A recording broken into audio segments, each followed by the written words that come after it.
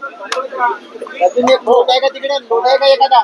द्या द्या एक. नाही नाही, राहू दे राहू दे राहू दे राहू दे राहू दे, नको करू, नको करू.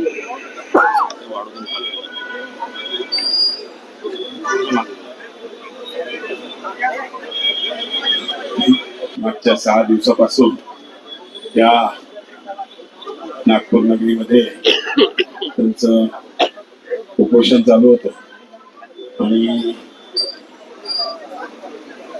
2 दिवसापूर्वीच मुंबईतही उपोषण सुटलं आणि आज इकडे राज्याचे मुख्यमंत्री आदरणीय देवेंद्रजी फडणवीस साहेब, उपमुख्यमंत्री एकनाथ शिंदे साहेब, अजितदादा पवार साहेब यांच्या सूचनेनुसार आज इकडे आमचे विधिमंडळातील सहकारी परिणव फुकेजी, ठाकूरजी, सर्वच नागपूरमधले आमदार यांच्या उपस्थितीत माननीय आमच्या सर्वांचे आदरणीय डॉक्टर गोविंदराव रायवाडे साहेब यांच्या नेतृत्वामध्ये त्यांचे सगळे सहकारी, नाव घेत नाही पण सगळेच सहकारी इकडे, त्यांनी 14 मागण्या, वेगळ्या विविध मागण्यांसाठी उपोषण चालू केलं होतं.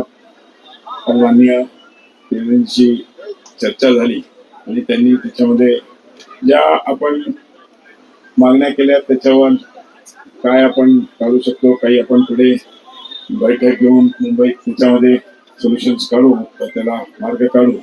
पण जसं आपण जे सांगितलं होतं की ओबीसीच्या आरक्षणाला कुठेही त्याच्यामध्ये अडचण येणार नाही आणि आपणही जी आजचा अभ्यास केलेला आहे, आम्ही वाचन केलं, त्याच्यामध्ये ओबीसी समाजाच्या आरक्षणावर कुठल्याही प्रकारची गदा येणार नाही याची काळजी घेतलेली आहे.